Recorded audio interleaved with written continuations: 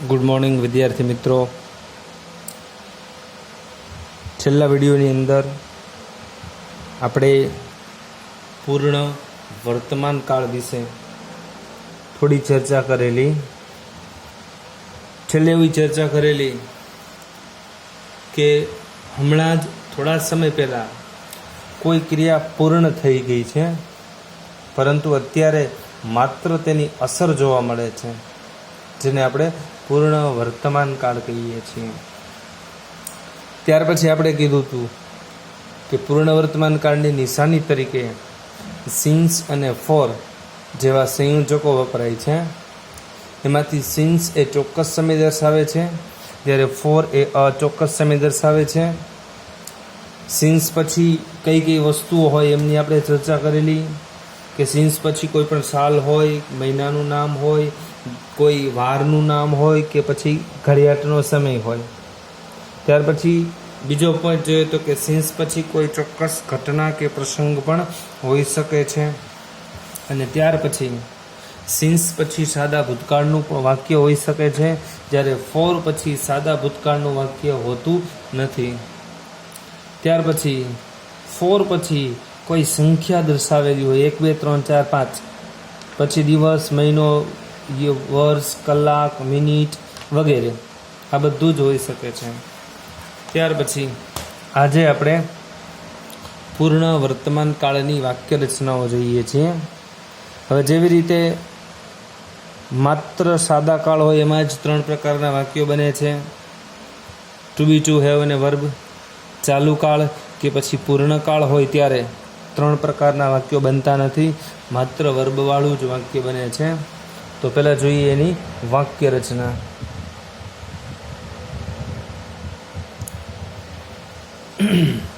પહેલાં જોઈએ હકાર વાક્ય રચના. સૌથી પહેલાં આવશે કર્તા, ત્યાર પછી વર્તમાન કાળ ટુ હેવના રૂપ, એટલે કે હેવ અથવા તો હેઝ, પ્લસ ક્રિયાપદનું ભૂત કૃદંતનું રૂપ, પ્લસ કર્મ અને પ્લસ અન્ય શબ્દ. હવે હેવ અને હેઝ એ વર્તમાન કાળના ચુબીવાળા વાક્ય હોય ત્યારે પણ વપરાય છે અને પૂર્ણ વર્તમાન કાળની અંદર પણ વપરાય છે. પરંતુ જ્યારે સાદા વર્તમાનનું ટુ હેવવાળું વાક્ય હોય છે ત્યારે ક્રિયાપદ હોતું નથી. જ્યારે પૂર્ણ વર્તમાન કાળની અંદર હોય છે ત્યારે હેવ હેઝ હોય છે, સાથે સાથે ક્રિયાપદનું ભૂતકૃદંતનું રૂપ પણ હોય છે. દાખલા તરીકે આપણે કહીએ છીએ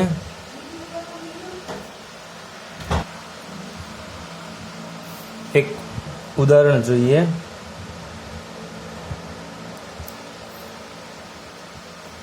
માય બ્રધર ત્રીજો પુરુષ એક વચન છે, એટલે હેવ અને હેઝમાં તેની સાથે વપરાશે હેઝ. ક્રિયાપદનું મૂળ રૂપ ભૂતકૃદંતનું રૂપ કમ્પ્લીટેડ હિઝ વર્ક.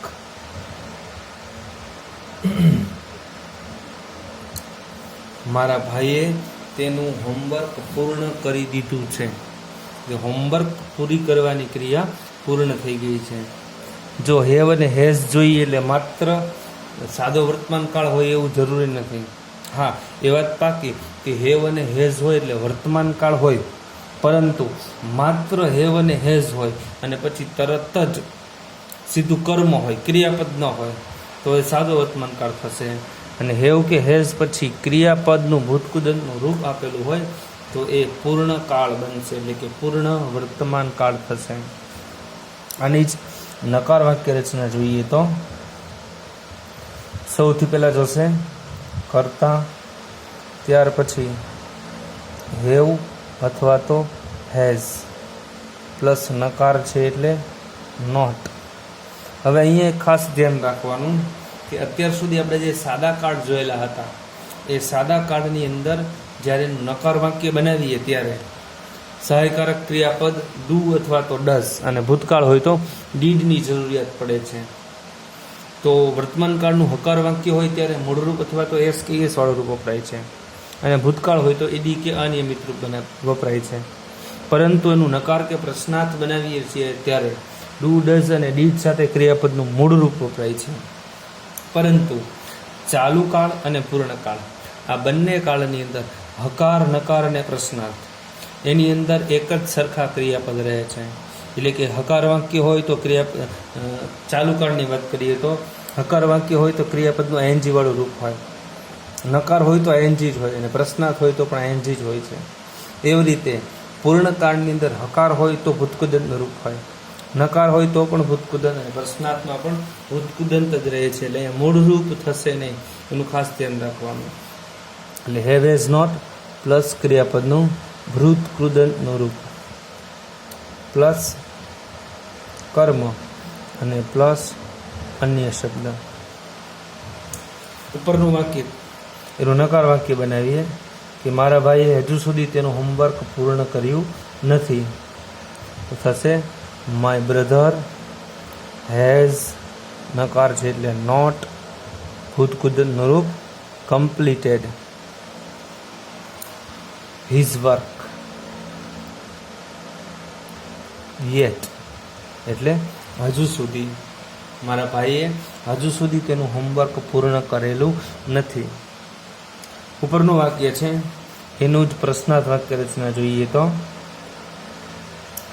વાક્યની શરૂઆતની અંદર આવશે હવે હેવ અથવા તો હેઝ પ્લસ કર્તા પ્લસ પૂર્ણકાળ છે એટલે ક્રિયાપદનું ભૂતકૃદંતનું રૂપ પ્લસ કર્મ પ્લસ અન્ય શબ્દ અને પ્લસ પ્રશ્નાર્થ ચિહ્ન. ઉપરનું વાક્ય છે એનું પ્રશ્નાર્થ વાક્ય બનાવીએ તો વાક્યની શરૂઆતની અંદર આવશે હેવ અથવા તો હેઝ, પણ માય બ્રધર ત્રીજો પુરુષ એક વચન એટલે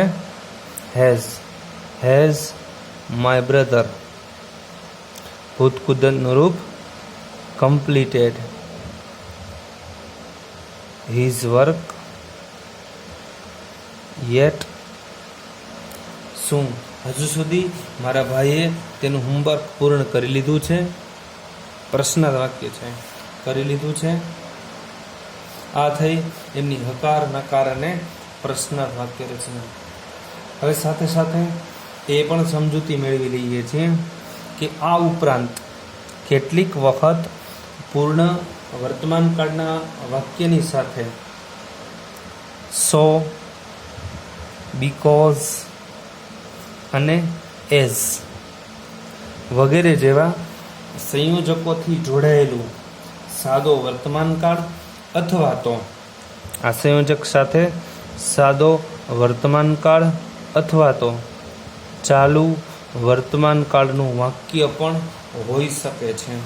એટલે સો બીકોઝ એ સંયોજક હોય ને ત્યાર પછી સાદો વર્તમાન કાળ હોય અથવા તો ચાલુ વર્તમાન કાળ હોય તો એની પહેલાંનું વાક્ય છે એ પૂર્ણ વર્તમાન કાળનું હોઈ શકે છે.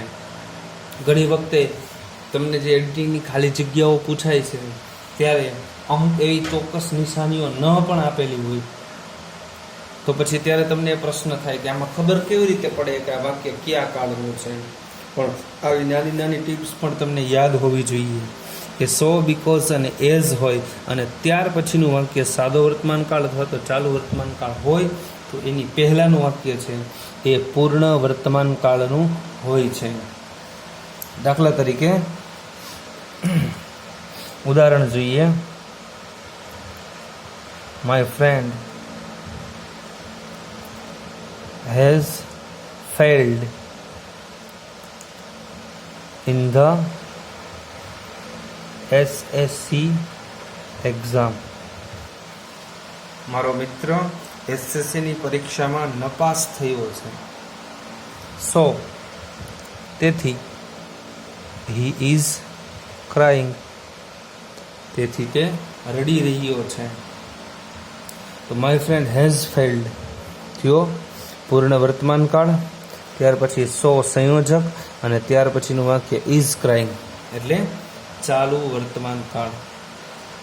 તો આ બંને વસ્તુની તમને ખબર હોય.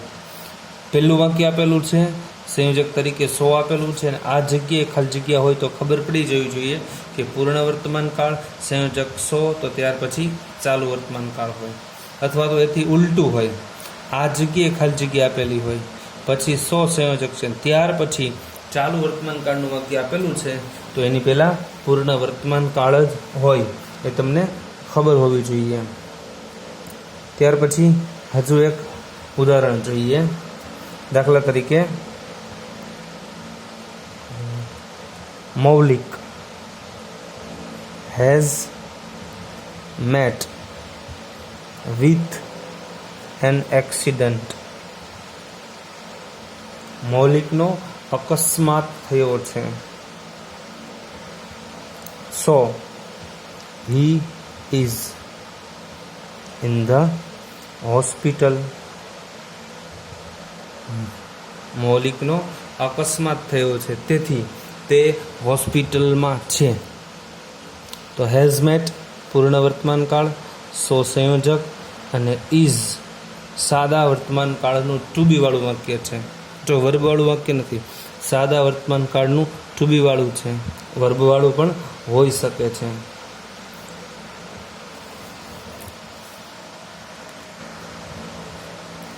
હજુ એક ઉદાહરણ જોઈએ. We do not go to school. અમે શાળાએ જતા નથી. Because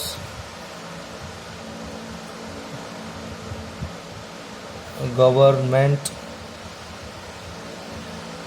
has not given permission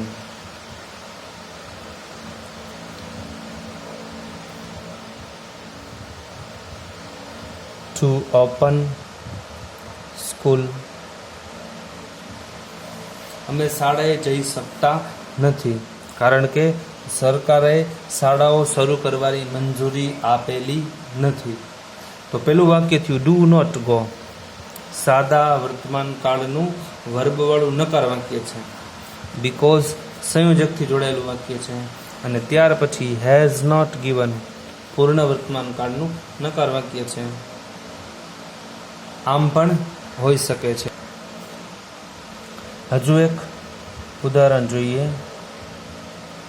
as પૂર્વાઝ ફાધર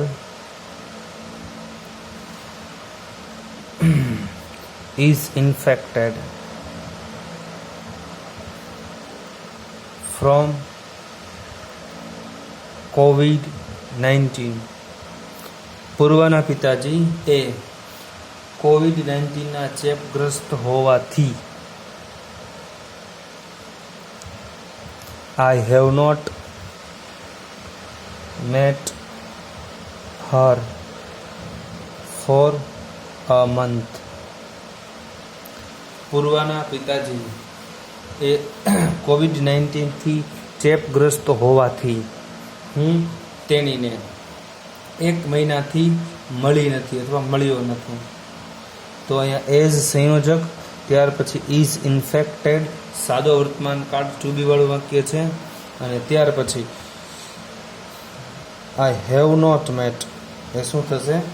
પૂર્ણ વર્તમાન કાળનું વાક્ય.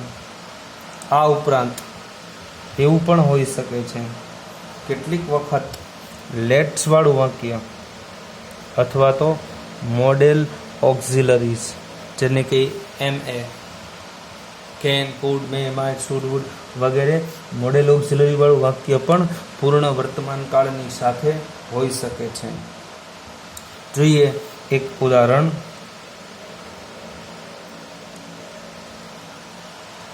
The rain has stopped.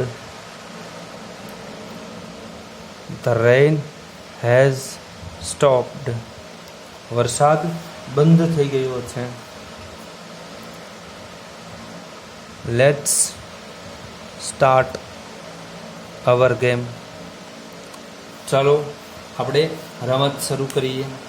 પેલું વાક્ય શું થયું? હેઝ સ્ટોપ્ડ પૂર્ણ વર્તમાન કાળ, લેટ્સ અને ત્યાર પછીનું વાક્ય એટલે લેટ્સવાળું વાક્ય હોય એની સાથે પણ પૂર્ણ વર્તમાન કાળનું વાક્ય હોઈ શકે છે, અથવા તો મોડેલ ઓક્ઝિલરી વાળું વાક્ય પણ હોઈ શકે છે. દાખલા તરીકે I have read this book. મેં આ બુક વાંચી લીધેલી છે. You can take it to your home. મેં આ બુકને વાંચી લીધેલી છે. યુ કેન ટેક ઇટ, તમે એને લઈ જઈ શકો છો. ટુ એટ યોર હોમ, તમારા ઘરે એ બુકને લઈ જઈ શકો છો. તો પહેલું વાક્ય હેવ રીડ પૂર્ણ વર્તમાન કાળ, અને બીજું વાક્ય મોડેલ ઓક્ઝિલરી વાળું વાક્ય થાય છે. આવી રીતે પૂર્ણ વર્તમાન કાળના વાક્યની સાથે સો બીકોઝ અને એઝ સંયોજકથી જોડાયેલું સાદો વર્તમાન કાળ અથવા તો ચાલુ વર્તમાન કાળનું વાક્ય હોઈ શકે છે, અથવા તો લેટ્સ કે પછી મોડેલ ઓક્ઝિલરી વાળું વાક્ય પણ હોઈ શકે છે. અને આ ઉપરાંત સિન્સ અને ફોર જેવી નિશાનીઓ પણ આપેલી હોય છે. અને સાથે સાથે વધારાની કેટલીક નિશાનીઓ પણ હોઈ શકે છે. એટલે માત્ર આ જ હોઈ શકે છે એવું નથી કે સો બીકોઝ અને એન્ડથી જોડાયેલું સાદું વર્તમાન કે ચાલુ વર્તમાન હોય, અથવા તો લેટ્સ કે મોડેલ ઓક્ઝિલરી હોય તો જ પૂર્ણ વર્તમાન કાળ કહેવાય, એવું નથી. આ ઉપરાંત કેટલીક નિશાનીઓ પણ છે, એ આપણે જોઈ લઈએ. એક છે જસ્ટ, એનો અર્થ થાય છે હમણાં જ, એટલે કે થોડી વાર પહેલાં જ. ત્યાર પછી ઓલરેડી એટલે ક્યારનું એ. She has already done her homework, તેણીએ ક્યારનું તેણીનું હોમવર્ક કરી લીધેલું છે. ત્યાર પછી ઓફન, આ ઓફન છે એ સાદા વર્તમાન કાળની અંદર પણ હોઈ શકે છે અને પૂર્ણ વર્તમાન કાળની અંદર પણ હોઈ શકે છે. અવારનવાર અથવા તો વારંવાર. ત્યાર પછી છે એવર, એવર એટલે ક્યારેય. આ મોટા ભાગે પ્રશ્નાર્થ વાક્યની અંદર વપરાય છે. ખાસ ધ્યાન રાખવાનું, નિશાની તરીકે એવર આપેલું હોય તો એ વાક્ય કેવું હોય છે? પ્રશ્નાર્થ. દાખલા તરીકે કહીએ છીએ have you ever tested dragon food, શું તમે ક્યારેય ડ્રેગન ફૂડ ચાખેલું છે? તો હેવ યુ એવર, તો એવર શું થશે? પૂર્ણ વર્તમાન કાળની નિશાની, પણ વાક્ય કેવું હશે? પ્રશ્નાર્થ. ત્યાર પછી છે નેવર, એટલે ક્યારેય નહીં. નહીં આવેલું એટલે વાક્ય કેવું હશે? નકાર હશે. આઈ હેવ નેવર ઇટન ગુટખા, મેં ક્યારેય ગુટખા ખાધેલી નથી. તો નેવરવાળું વાક્ય કેવું હશે? નકાર. અને એવરવાળું વાક્ય હશે પ્રશ્નાર્થ. ત્યાર પછી ઓલવેઝ, એટલે હંમેશા. આ ઓલવેઝ સાદા વર્તમાનમાં હોઈ શકે છે અને પૂર્ણ વર્તમાન કાળની અંદર પણ હોઈ શકે છે. દાખલા તરીકે I have always trusted you, મેં હંમેશાથી તારા પર વિશ્વાસ કરેલો છે, એટલે વિશ્વાસ કરવાનું કામ પૂરું થઈ ગયું છે. ત્યાર પછી સમટાઈમ્સ, કેટલીક વખત. Sometimes I have visited your house, કેટલીક વખત મેં તારા ઘરની મુલાકાત લીધેલી છે, એટલે ક્યારેક અથવા તો કેટલીક વખત. ત્યાર પછી રિસન્ટલી, એટલે તાજેતરમાં અથવા તો હાલમાં. Recently I have watched new movie, તાજેતરમાં જ મેં હમણે એક નવું ફિલ્મ જોયેલું છે. ત્યાર પછી કમ્પ્લીટેડ, કમ્પ્લીટેડ નહીં પણ કમ્પ્લીટલી, સંપૂર્ણ રીતે.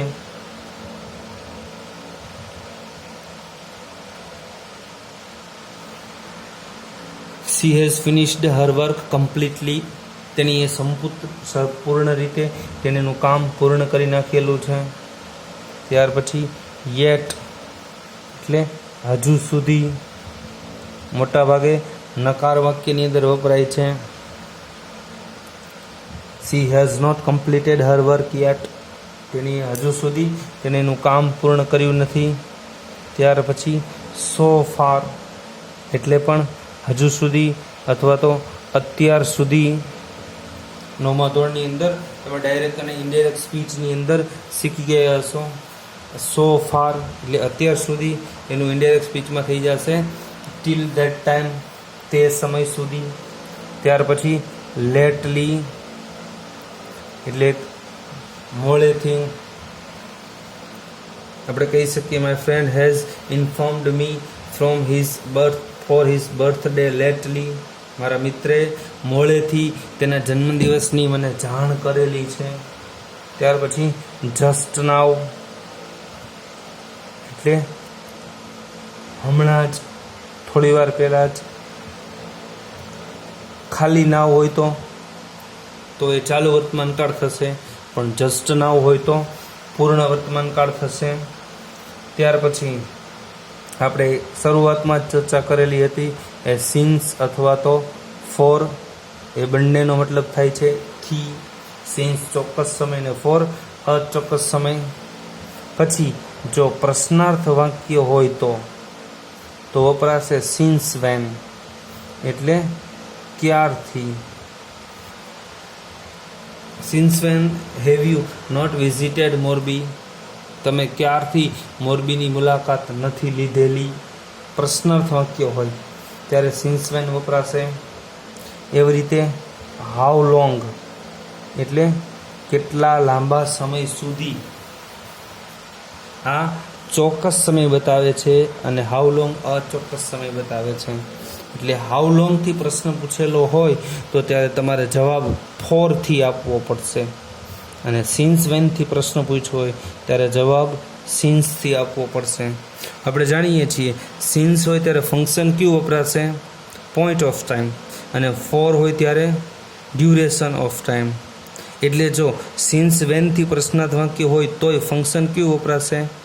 Point of time. અને ફોરથી હાઉ લોંગથી પ્રશ્નાર્થ વાક્ય બનેલું હશે તો ફંક્શન વપરાશે ડ્યુરેશન ઓફ ટાઈમ. ત્યાર પછી અનટિલ નાઉ એટલે અત્યાર સુધી. ટિલ નાઉ અથવા તો અનટિલ નાઉ અત્યાર સુધી. આ બધી જ થઈ પૂર્ણ વર્તમાન કાળની નિશાનીઓ. હવે જોઈએ તમારા હોમવર્કની વાત કરીએ તો આજે આપણે